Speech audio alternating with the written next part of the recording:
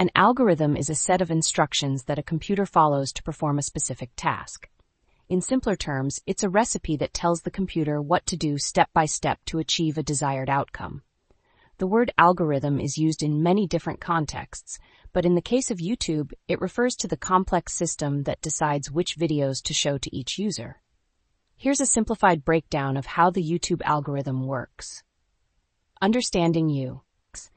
The algorithm gathers information about you based on your watch history, liked and disliked videos, comments you leave, and channels you subscribe to. Analyzing videos. It analyzes videos themselves, considering factors like title, description, tags, video length, and audience engagement metrics, likes, comments, watch time. Matching you with videos.